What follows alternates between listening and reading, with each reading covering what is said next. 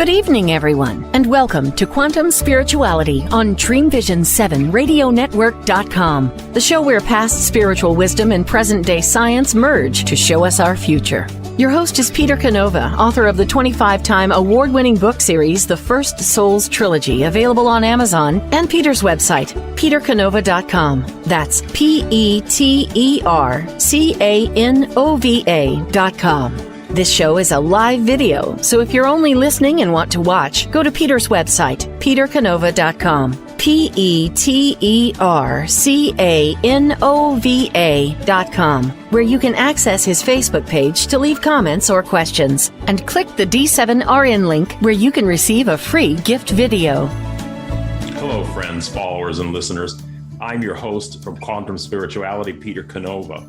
This is the show where the past and the present merge to unlock the mysteries of our future. I just want to remind our new listeners that you may want to go back and listen to the first 3 shows, because this show builds one episode on the other. It's kind of instructional in a way.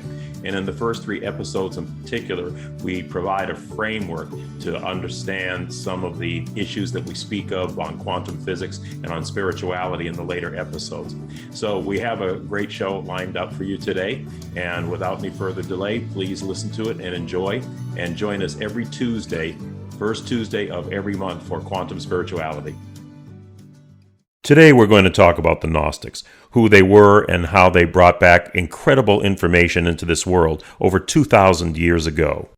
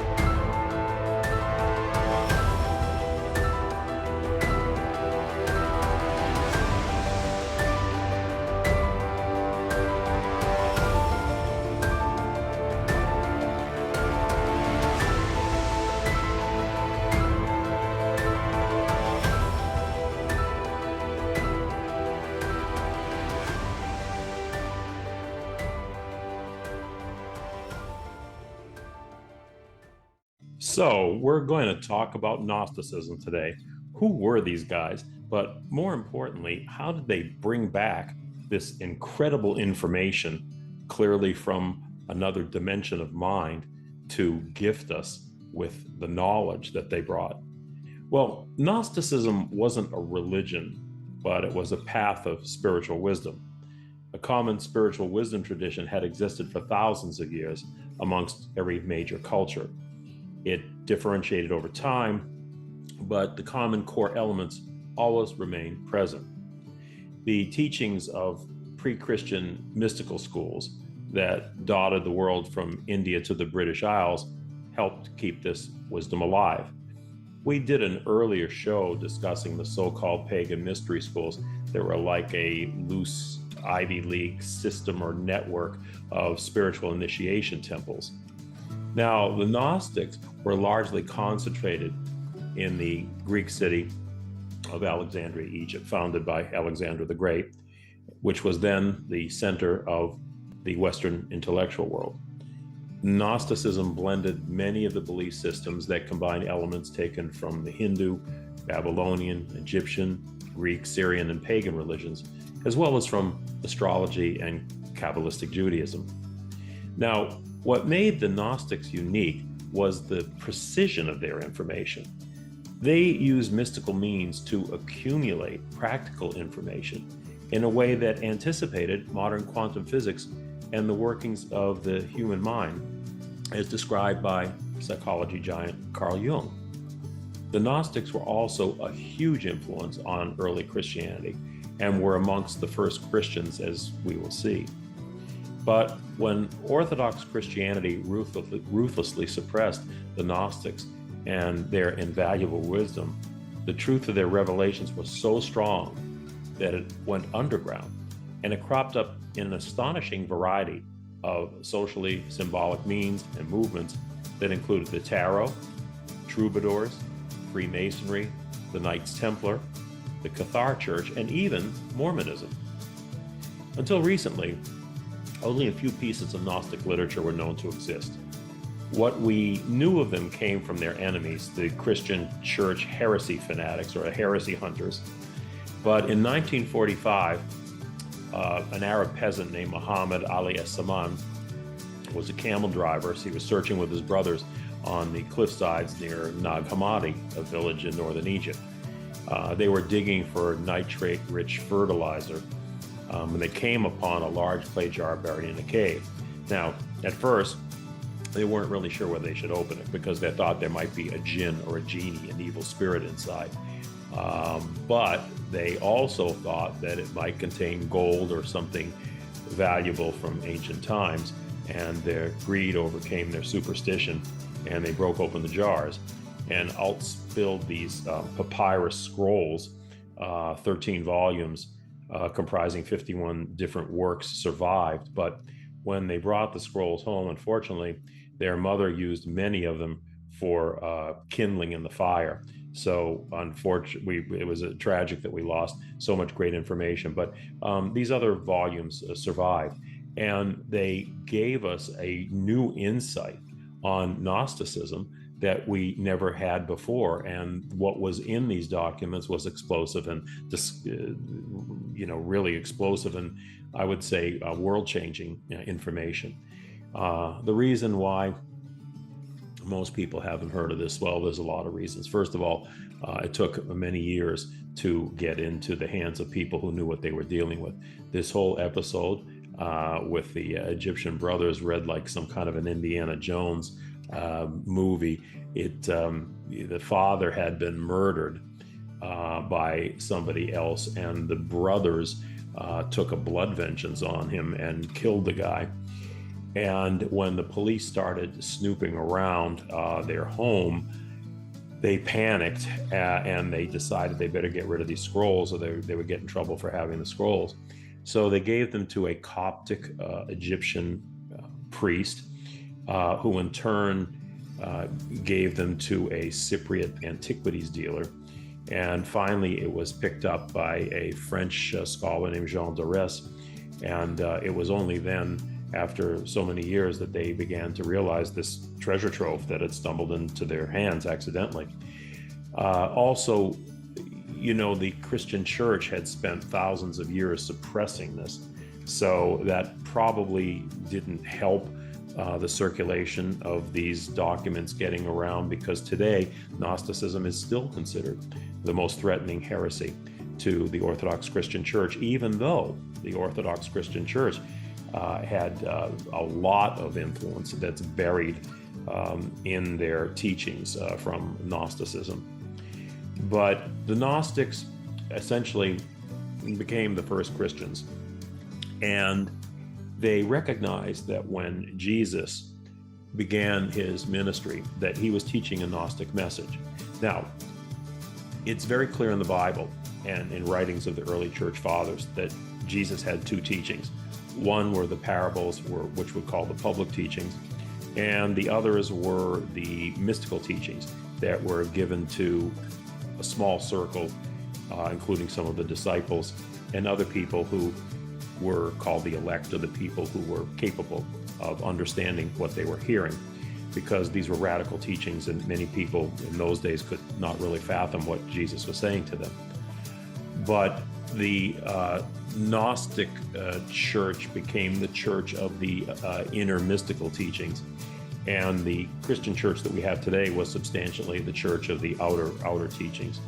And the mystical church in those days was largely led by female disciples. So this was another strike that they had against them, because this was a radical notion of females taking leadership roles. But it's very interesting because in the Gnostic Gospels, it's very clear that the primary disciple of Jesus was not Peter, but Mary Magdalene. In fact, Peter was kind of portrayed as a dunce. He didn't really get what Jesus was saying because he was still operating within the box of the Jewish law.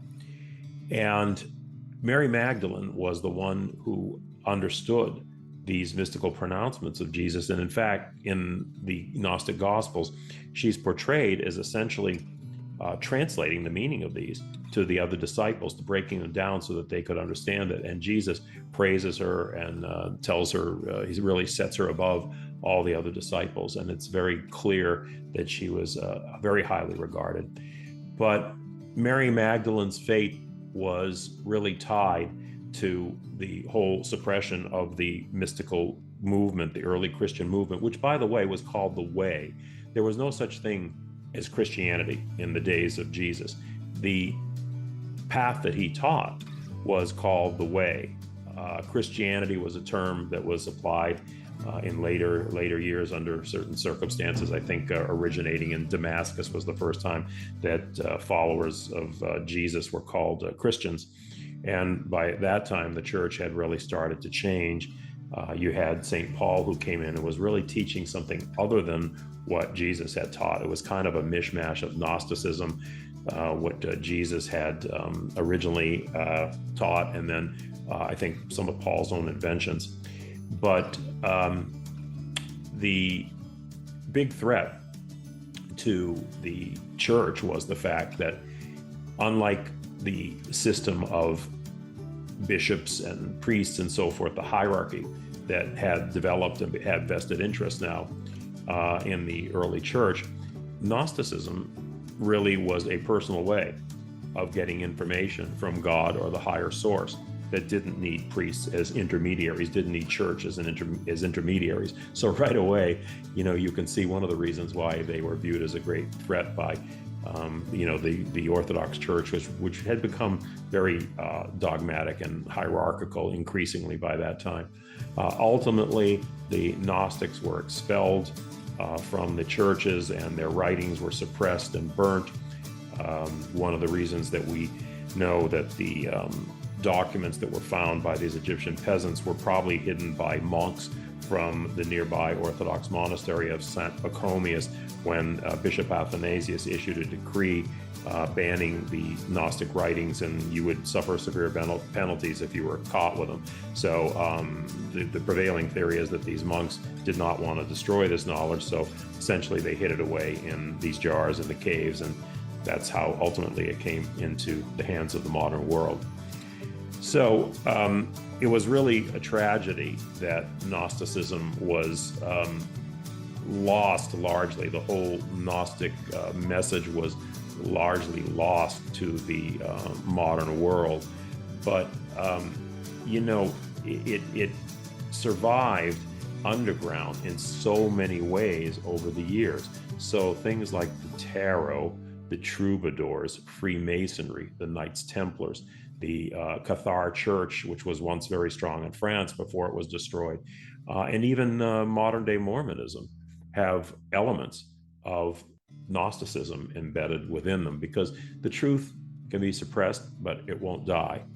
There are always going to be people out there who recognize the truth. And fortunately, Gnosticism has survived both through these documents and symbolically through some of these other movements, social movements or religious movements, and actually experiencing somewhat of a revival today. But the value of these texts that were recovered is that they were directly from the mouths of the Gnostic masters. And essentially, these guys journeyed to other dimensions. They went to another source of higher consciousness, and they brought this information back. And this is like the shamanic way. I mean, shamans are essentially those that walk between the worlds, and they bring back information from other sources, other dimensions, and they use that information to be of value to people here in our reality. But there are multiple realities that exist, and the Gnostics recognize this.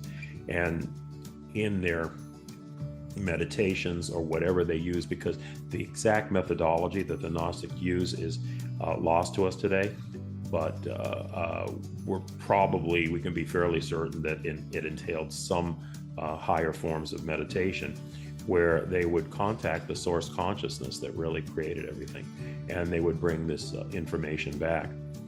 And the great thing about the Gnostics, as I said earlier, is that the information that they brought back is very precise about the operations of our reality. Their creation story explains so many things in quantum physical terms that we only discovering in these latter centuries, as well as psychological orientations that were pioneered by Carl Jung primarily.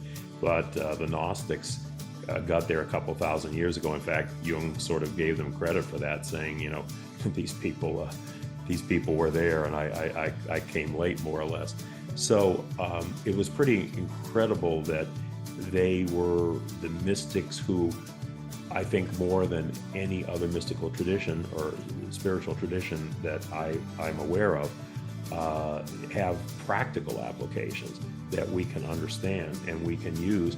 And I think the importance of that is that it really bolsters our faith that there's something there at the end of all this effort, that developing a spiritual path is really worth it, and it's just not airy-fairy stuff. It's information that is there for all if you have the right keys in order to get there. In my book, Quantum Spirituality, I discuss different types of spiritual practice, or particularly meditation, and some principles of meditation that may help people intuit the same type of things that the Gnostics did in order to improve their lives. I mean, I know that what I went through when I was in my 20s and discovering that I was a medical intuitive and experiencing clairvoyance, clairaudience, remote viewing, premonitions, very accurate premonitions. These things were explained in mystical terms, and then we can understand them now. What I do in the book is I relate them to science. So now we can understand through both mysticism and science how these phenomena are not only real, but they're possible for all of us to experience. And that's largely what this podcast is about, and that's largely what my book, Quantum Spirituality, covers. It's time for a commercial break. I'm your host, Peter Canova, on Dreamvision7radio.com, and this is Quantum Spirituality. You can go to my website, petercanova.com, that's PETERCANOVA.com, and access information on my new Amazon bestseller, Quantum Spirituality, or look up my fictional trilogy, the First Souls trilogy, 25-time award-winning trilogy that was based on the research that I conducted for 35 years that is in the book Quantum Spirituality. So we'll be back in a minute. Please don't go away.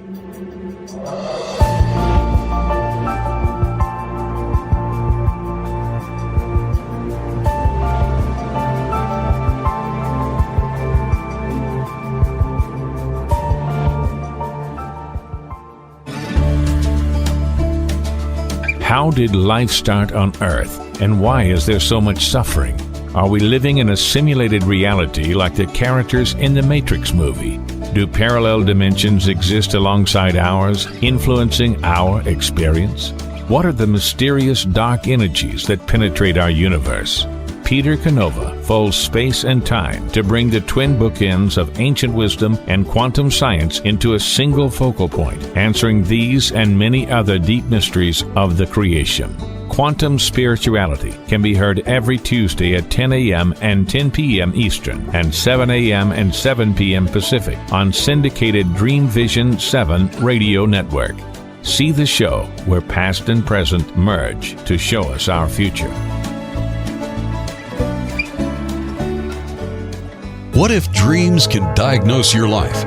What if we can meet the love of our life in dreams? Join host Kat O'Keefe Canovas, the #1 internationally best-selling author of Dreams That Can Save Your Life, written with Duke University medical doctor Larry Burke. Dreaming Healing is where we'll explore dreams, research, and interpret dreams from you, the caller. Dreaming Healing shows can be heard every Tuesday at 9 a.m. and 9 p.m. Eastern, with live shows on the first and third evenings at 9 p.m. Eastern, 6 p.m. Pacific Time on syndicated Dreamvisions 7 radio network.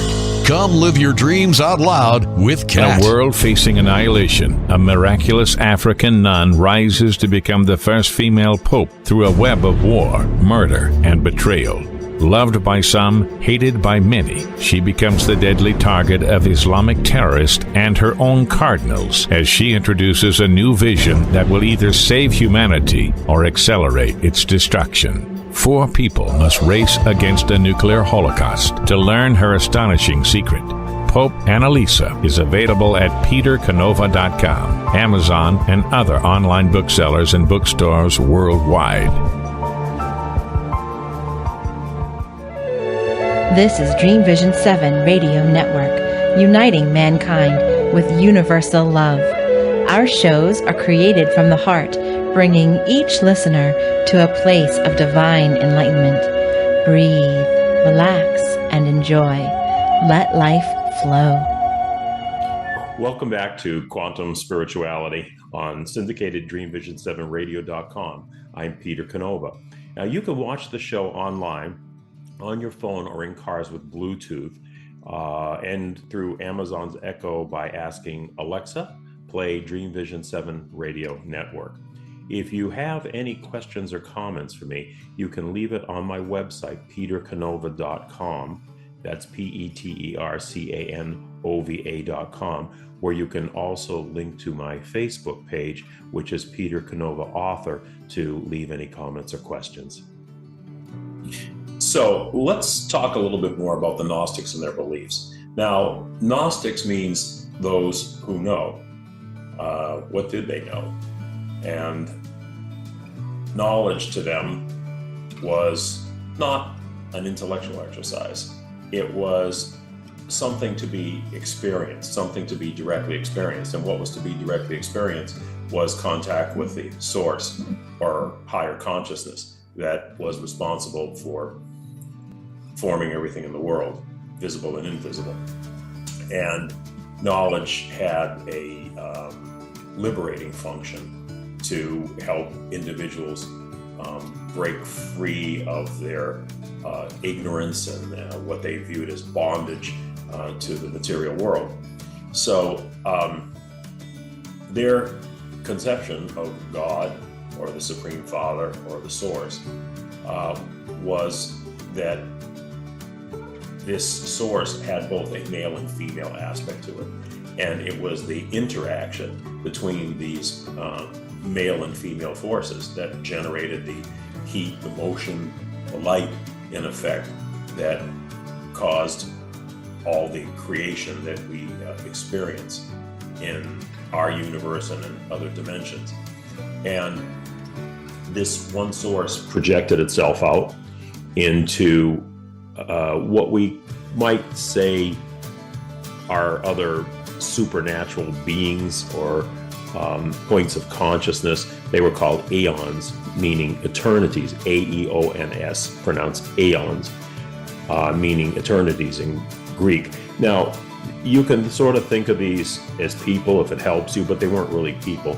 These were dimensions of intelligent energy, of organized intelligent energy. So they were entities unto themselves, though not like people as we would know them. They were spiritual entities. And the world essentially was projected from this source of spiritual beings, but in a very particular way. The spiritual beings that were initially created, or these points of consciousness that were initially created, were given names like truth, love, justice, and mercy in the Gnostic text. So essentially they were archetypes. They were exactly what Carl Jung would call archetypes, or ideals, ideal aspects of the one consciousness. And of course, they were all goodness when you consider those type of names. But it was said in the Gnostic text that one of the aeons, seeking wisdom, seeking new experience, broke apart from this orbit around the Supreme Being. And it led to a whole series of events that resulted in a lower creation, or a lower dimension, of which this material world is part of that. Now, that sounds a little out there, but in modern science, we talk about parallel dimensions, and in those dimensions, there could be all kinds of realms of experience, and it really all depends of the vibration of the frequency of how enlightened these dimensions, or the entities that experience these dimensions, might be.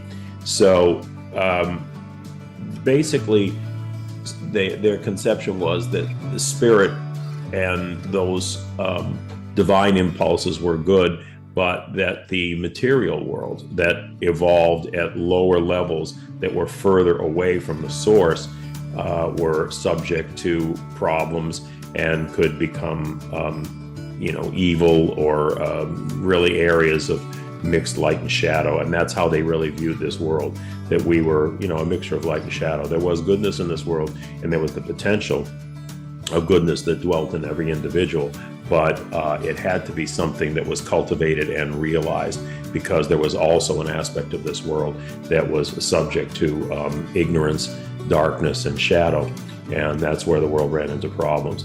So salvation to the Gnostics was not the typical Christian salvation of a reward in the afterlife. A person can attain salvation within their own lifetime by being able to connect back to the source of where the human soul descended from. And that's where the Gnostics were devoting their practice, which was to sort of transcend the ignorance of this world and contact that source of higher consciousness. And basically, we have to say they were pretty successful.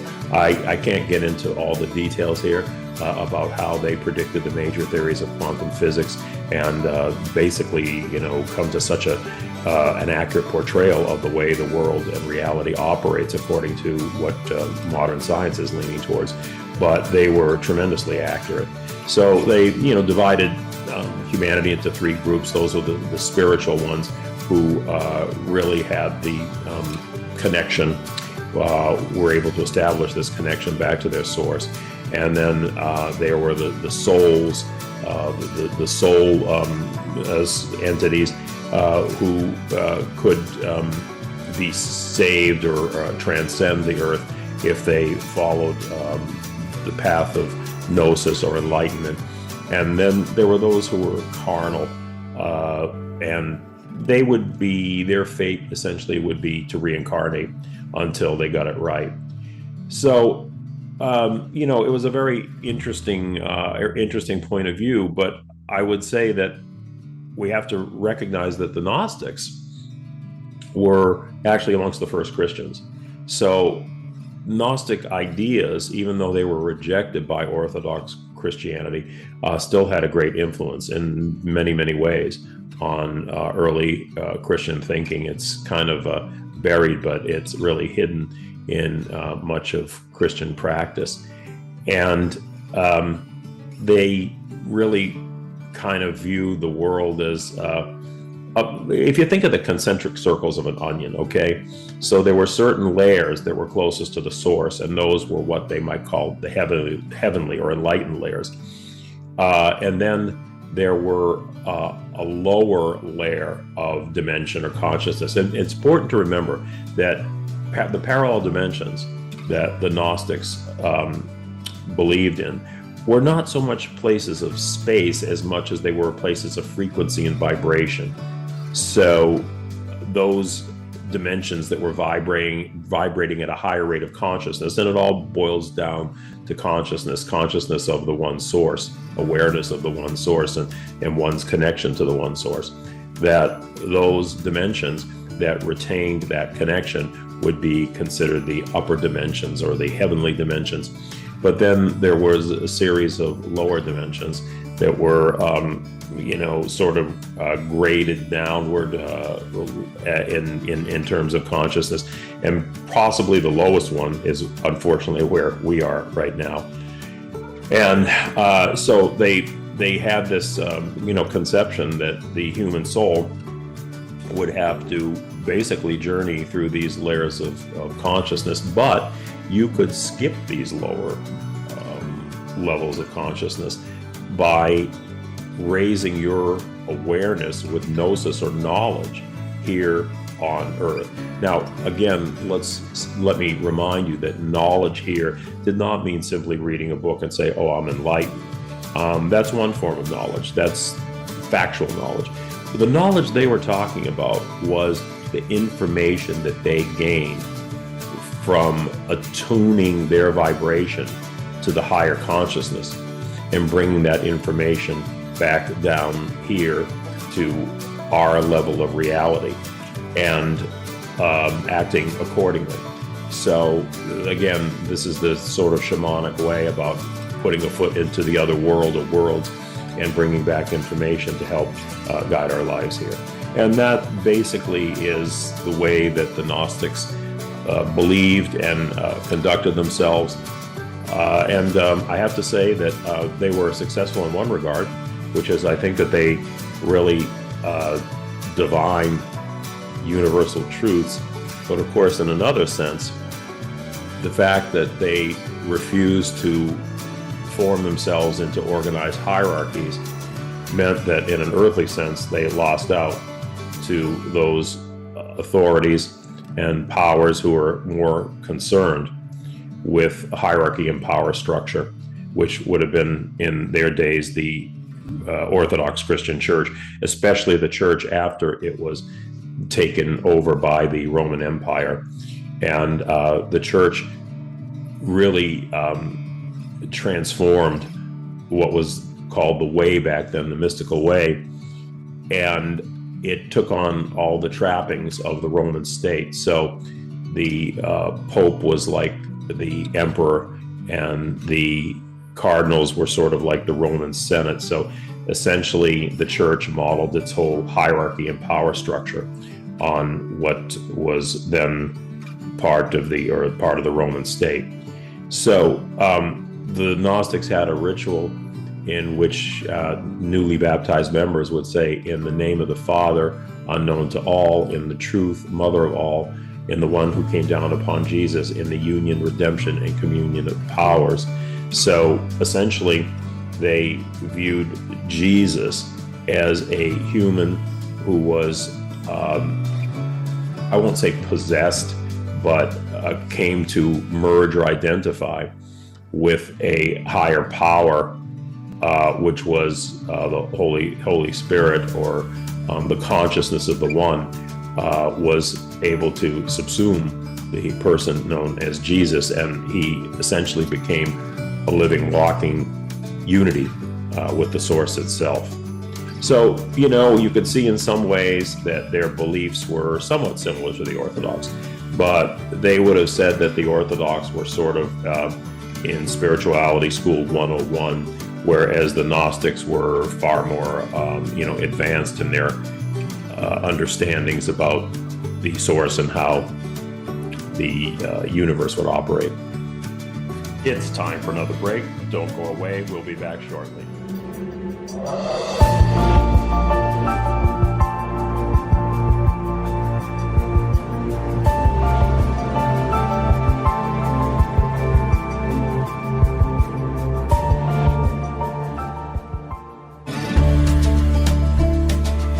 How did life start on Earth, and why is there so much suffering?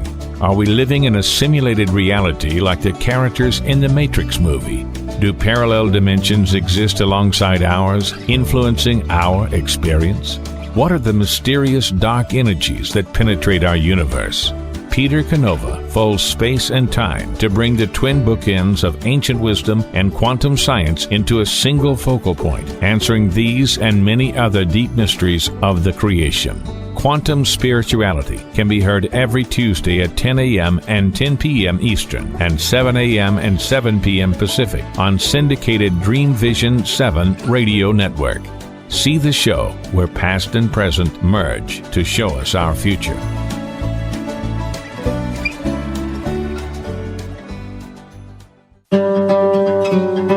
Darkest hours to brightest moments, transformation from despair to happiness, and chaos to clarity.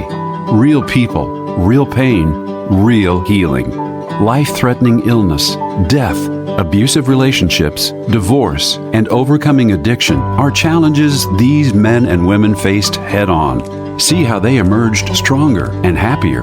Buy the new book, Chaos to Clarity, Sacred Stories of Transformational Change by Reverend Patricia Caginello and Kathleen O'Keefe Canavas. Available on sacredstoriespublishing.com and worldwide through Amazon and other retailers. Why are we here? How can we be happy? Questions asked from millennials to boomers. Crappy to Happy, Sacred Stories of Transformational Joy answers them using true stories of grit, grace, and love. James Redfield, author of The Celestine Prophecy, wrote in the foreword, "This book is a seminar about emerging truths and offers grounded solutions through the art of the comeback." Dr. Bernie Siegel, a contributing author, wrote, "Bodies die, but spirits and consciousness survive and recycle." So, grab some tissues, open your book, and prepare to cry and laugh till it heals. Crappy to Happy by Reverend Ariel Patricia and Kathleen O'Keefe Canavas. Available from Amazon, Barnes & Noble, and booksellers worldwide. In a world facing annihilation, a miraculous African nun rises to become the first female pope through a web of war, murder, and betrayal. Loved by some, hated by many, she becomes the deadly target of Islamic terrorists and her own cardinals as she introduces a new vision that will either save humanity or accelerate its destruction. 4 people must race against a nuclear holocaust to learn her astonishing secret. Pope Annalisa is available at petercanova.com, Amazon, and other online booksellers and bookstores worldwide.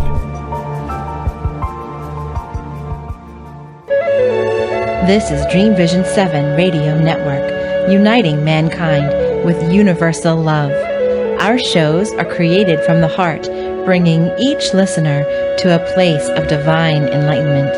Breathe, relax, and enjoy. Let life flow. In the last few minutes, I'd like to talk to you about Mary Magdalene and the lost women of the church. The early leaders of the church, according to the Gnostics, were primarily the females. Not surprising, because females, generally speaking, are more intuitive than males, and Christ was teaching an intuitive message to the disciples. So it seems kind of natural that they would be the ones to really catch on and be devoted to the path that Jesus was teaching. And what happened was that as the church evolved and they started to be persecuted by the Roman Empire, the female leadership of the church became an embarrassment in the patriarchal world of the Greeks, the Romans, and the Jews. And they started moving the female leadership out of the church. And essentially what they were doing was they were destroying the mystical church in favor of the Orthodox hierarchy. They were kind of part and parcel of the same. So moving the females out was tantamount to destroying the mystical aspect of the church. And we have evidence over a period of time that this is exactly what happened, that the female leadership was expelled and actually kind of written out of the Bible. a lot of people speculate that the book of John was originally the book of Mary Magdalene, and that was kind of overwritten to reflect or be attributed to a male disciple. And there's an interesting article on the internet by a fellow named Ramon Jacino, and he gives a very cogent argument that the Gospel of John was originally the Gospel of Mary Magdalene. But Mary Magdalene was so important, they couldn't completely erase her, because she was the one who was present along with Mother Mary at the crucifixion when the other disciples fled. And she was also the first one to arrive at the tomb and supposedly see the risen Jesus. So she was really too important to completely erase, but kind of like when you have those old paintings that are painted over another masterpiece, and you can sort of see the edges of the one underneath. That's really kind of the way we see Mary Magdalene today, because the sources and the documentation, with the exception of the Gnostics, are sketchy. To the Gnostics, she was very clearly the primary disciple and the one who really understood the intermystical teaching, to the point where she was almost like Jesus's intermediary in explaining it to the other disciples. So unfortunate, but that was the fate of the women back in those days, and it was tied to the fate of the Gnostics. And again, we have strong evidence that there was an intermystical church, because the Bible itself says that unto the disciples Jesus gave the kingdom of heaven, but unto those without he spoke in parables. And we have evidence from the early church fathers in writings of Clement and Alexandria and Origen, where essentially they declare that there was a secret gospel that was being taught, and this gospel was very, very likely a Gnostic message that Jesus was teaching. So that's sort of it for the Gnostics. In the remaining few minutes, I wanted to clear up some confusion that people have written me on between the Quantum Spirituality book and the trilogy, the First Souls trilogy. The First Souls is an historically accurate fictional trilogy based on the principles of quantum spirituality, the nonfiction book which has just hit the market. Based on mystical and quantum principles, it tells the story of the first souls to incarnate in material experience, and it traces their lives over different epochs of history. I'm going to show you an excerpt from the Pope Annalisa trailer, which is the first book, and we're working on getting that into a TV series.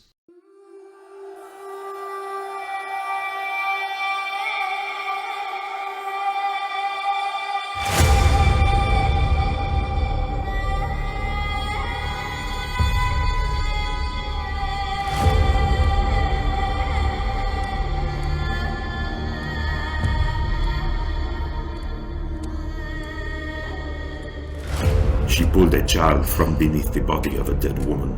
The child was not breathing. She was praying over the child. I heard it suck in air. What are you saying? I believe the child was dead.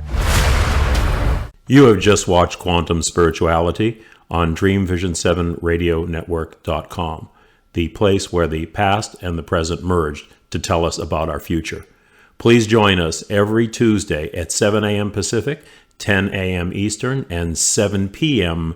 Pacific, 10 p.m. Eastern Time for a new show. This ends today's segment of Quantum Spirituality, the show where the past and present merge to show us our future. Join us the first Tuesday of each month for cutting-edge information and informative new episodes. This show will be archived on the Quantum Spirituality Dreamvisions 7 Radio Network website page, also accessible at petercanova.com. That's petercanova.com. This is Dreamvision 7 Radio Network, uniting mankind with universal love. Our shows are created from the heart, bringing each listener to a place of divine enlightenment. Breathe, relax, and enjoy. Let life flow.